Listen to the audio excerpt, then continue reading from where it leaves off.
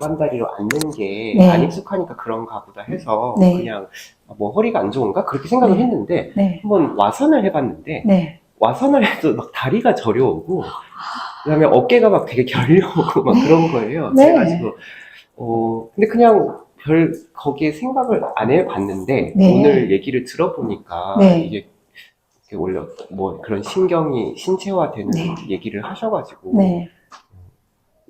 그런 보통 명상을 하다 아프다는 사람이 잘 많이 있는지 그런 게 궁금해요. 저도 제가 책에도 썼는데 제가 명상 그러니까 자선, 참선 하다가 다리가 안 아팠다면 내가 명상하러 선방에 갔을 거예요. 그래서 저는 학승이 안 되고 이 자리가 없었을 거예요. 근데 제가 이제 15살 때부터 포교당에 절에를 다녔는데요. 앉기만 하면 다리가 아픈 거예요. 그때는 다리만 아픈 게 아니라요. 한참 앉아있으면 계속 참으라고 하잖아요. 참고 있으면 나중에 막 허리까지 틀어져요. 그러니까 여기 신체 통증이 너무 심하니까 어디에도 집중이 안 되는 거예요. 통증에만 주의가 가는 거예요. 근데 이제 20대 초반 되어서 또 보살선방이라고 해서 일반 제가자들이 가는 참선방이 있거든요. 또 거기에 또 막 열심히 마음을 내서 가서 앉았는데 아니 15분, 20분 있으면 또 다리가 막 그렇게 아픈 거야. 다리가 아프니까 이렇게 앉았다가 또 15분, 20분 하면 다리가 아프니까 또 저렇게 앉았다가 바시락바시락 앉아가지고 계속 다리를 바꾸니까 뒤에 있는 보살님이 애기 보살 그렇게 시끄럽게 하는 건가? 그래서 나왔어요. 그 다음부터는 참선, 좌선, 명상 이러면 두려움이 확 올라오는 거예요.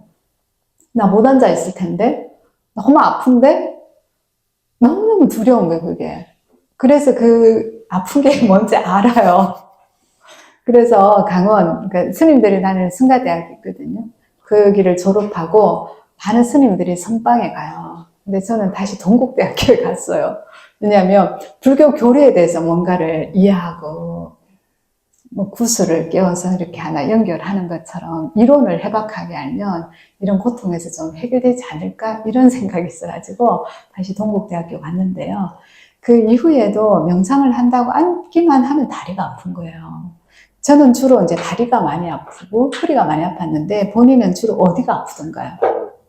다리 사실 방금 오늘 하고 나서도 지금 약간 왼쪽 다리가 아프거든요. 네. 그러니까 이렇게 앉은 게 아니라 이렇게 의자에 의자에 앉았는데도 앉았는데도, 지금 약간 왼쪽 다리 아프고 네. 허리랑 어깨 이런 데로 좀 네. 약간 통증이 와요. 네, 통증. 그러니까 통증은 사람마다 통증에 대해서는 그 부위에 그것 때문에 통증이 느끼는 거라면 다 같은 거라고 보거든요. 근데 그 통증에 대해서 고통으로 내가 얼마나 어떻게 감지하느냐는 좀 다른 것 같아요. 그래서 제가 느끼는 통증에 이제 한해서 제 경험을 좀 나누면 인도에 가서도 계속 다리가 아팠어요. 그러니까 계속 움직이게 되고 근데 선생님들은 어떤 명상을 하게 되면 절대로 못 움직이게 하는 거예요. 네. 그래서 절대로 못 움직이게 하는데 이제 우리나라처럼 계속 뭐 반가부자나 가부자만 하는 건 아니고 의자에 앉아도 되고 무릎을 꿇고 앉아도 되고 반가부자, 가부자 그러니까 자기가 원하는 자세를 취한 다음에 절대로 못 움직이게 해요. 근데 그 전에 제가 말씀드린 것처럼 저는 10대부터 계속 그 다리 아픈 공포가 있다 보니까 그렇게 하려고 선생님이 딱 시작함과 동시에 벌써 두려움과 공포가 올라오기 시작하면서 어떡하지? 어떡하지? 너무너무 이제 크게 걱정이 되는 거예요. 그런데 하지 말라고 하니까 해봤어요. 근데 거기서 제가 딱 깨달은 게 뭐냐면 나는 고통을 싫어하는구나. 내 에고는 고통을 싫어한다는 사실을 자각했어요. 아, 나는 조그마한 고통도 싫어하는구나. 어떤 사람들은 고통이 있어도 다리 이렇게 명상 자세, 참선 자세 앉아서 1시간, 2시간 있어서 통증, 고통이 오더라도 어떤 스님들은 1시간, 2시간 꼼짝도 안 하고 앉아 있어요. 그 고통에 대해서 감내하는 거예요. 그걸 그냥 수용하시거든요. 근데 저라는 사람은 어때요? 조금도 고통스럽고 싶지 않은 거예요. 아, 나라는 사람이 고통이라고 하는 것을 조금도 번도 느끼고 싶어 하지 않아서 지금까지 이렇게 많이 헤맸구나 하는 걸 알았어요. 출가하고 상담하고 다시 명상 가고 그 뿌리에는 고통스러워 고통을 느끼고 싶어 하지 않는 내가 있다는 걸 발견했어요. 그리고 나서 다리가 많이 안 아팠거든요. 그런데 또 명상을 하다 보면 또 다리가 아프잖아요. 제가 2017년부터 인도를 가기 시작했으니까 이제 1년에 서너 번 갔거든요. 이제 그 다음에 또 갔는데 또 다리를 움직이지 말라고 하는 거예요. 이번에는 괜찮을까? 괜찮을까? 다시 앉았어요? 다리가 안 아플까요? 또 아프죠. 그래서 또 못 움직이게 해서 또 계속 그 명상을 하고 있는데 그때 의식이 초월의식, 그러니까 비일상적인 의식으로 확 갔어요. 근데 거기서 딱 본 게 뭐냐면 아, 내가 엄마 태내에 있을 때부터 다리가 아팠구나. 그러니까 아기가 이렇게 쪼시고 있는데 어머니가 저를 잉태하고 나서 놓을 때까지 일을 했어요. 밭에서 쪼그리고 앉아서 그 콩밥 메고 고구마 밥 메고 하여튼 저는 시골에서 태어났는데 어머니가 쪼그리고 앉아서 임신 순간부터 태어나기 직전까지 쪼그리고 앉아서 일을 하셔서 이 아기가 태내에 있을 때부터 다리 아프다고 그 목소리를 제가 들었어요. 아, 이게 이번 생에서만 아픈 게 아니구나. 조금 놓여졌어요. 그런 다음에 원래 2023년 1월에 제가 인도에 갔어요. 갔는데 이제 또 어떤 명상을 했어요. 명상을 하는데 이번에도 움직이지 말라고 하는 명상을 했단 말이에요. 근데 많이 좋아졌음에도 불구하고 여전히 통증과 고통 때문에 집중하는데 방해가 되는 거예요. 그때 명상을 하고 알게 된 게 현재 기준으로 해서 가장 좀 제가 해방되는 경험을 했는데 명상을 해보니까 내가 내 몸과 나를 동일시하고 있더라고요.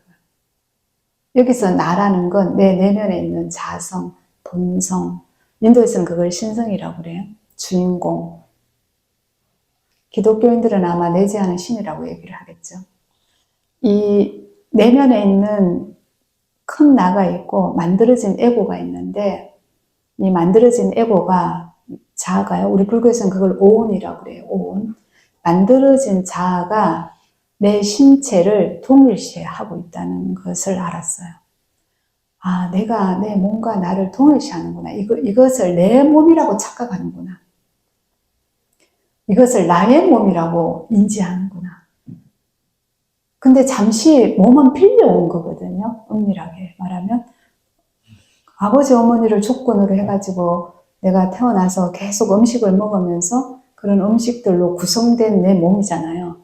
근데 내 내면에 있는 만들어진 자아도 이 몸을 나라고 인식을 하는 거예요. 아, 내가 몸과 나를 동일시하고 있구나 하는 것을 딱 알았어요. 그걸 아는 순간 동일시에서 벗어나는 거예요. 그러니까 더 이상 내면에 있는 큰 나가 내 몸이 아니구나라는 걸 딱 인지하는 순간 몸에서 통증은 계속 있지만 그 통증이 저 강 너머 저기 있는 것 같은 거예요. 더 이상 통증이 저를 괴롭히질 않는 거예요. 통증 때문에 집중에 방해되지 않았어요. 그러니까 이 다리 통증에서 벗어나는 데만 해도 지금 세월이 얼마나 흘렀어요. 그래서 이게 단계가 좀 있는 것 같아요. 흔히 스님들이 이제 몸을 주복받는다 이런 표현이 있거든요. 근데 중요한 것은 그게 다리가 아프든 발목이 아프든 허리가 아프든 어깨가 아프든 명상 자세에서 가만히 앉아보는 거예요. 앉아서 내가 만약에 15분이 한계다, 20분이 한계다 싶으면 그때까지는 참아 보셔야 돼요. 참으면서 어깨가 아프다고 할 때 그 어깨에 온전히 주의를 집중해야 돼요. 그리고 마치 어깨가 나한테 이야기를 들려주는 것처럼 상상을 해보세요. 어깨가 나한테 뭐라고 얘기하는 것 같은지, 어깨가 무겁다고 하는지, 어깨가 찢어지는지, 그러니까 어깨가 하는 그 통증의 얘기가 있어요. 그 중에 예를 들어서 이럴 수 있습니다. 뭔가 태어났는데 어머니 아버지가 과도하게 우리 집안의 장래 또는 너의 장래에 대해서 계속 심리적으로 짐을 지어주는 거예요. 네가 성공해야 된다. 네가 무슨 학교를 가야 한다. 네가 성적을 잘 받아야 한다. 그 심리적으로 계속 그 짐을 지어주게 되면은 어깨가 어떻게 되겠어요? 무거워요. 엄청 무거워져요. 심리적인 짐인데도. 그래서 그걸 자각하고 통찰해야 이 어깨에서 가벼워질 수 있거든요.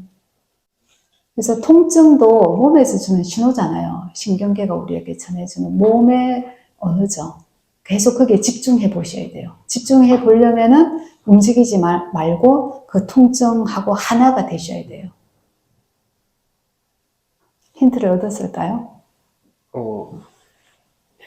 그런 생각을 안 해, 그러니까 아까 얘기했듯이 오늘 전까지는 사실 생각을 안 해봤어가지고, 네. 그게 그냥 몸이 아픈 거다라고 생각을 했고, 그게 뭔가 연결이 될 수 있을까? 그 생각을 오늘 처음 해본 것 같아요. 네. 그러니까 마음의 문제, 심리적인 문제 때문에 몸이 아픈 것을 심리학에서 신경증이라고 그래요. 근데 이 신경증의 불교 용어가 뭐냐 하면 제가 여러 번 얘기했는데요. 번뇌예요. 번뇌.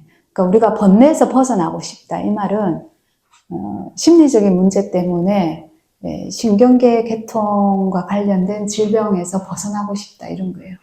그게 신경증이든 정신증이든 신체적인 증상이든 이게 다 우리 몸의 신경계하고 관련이 있거든요.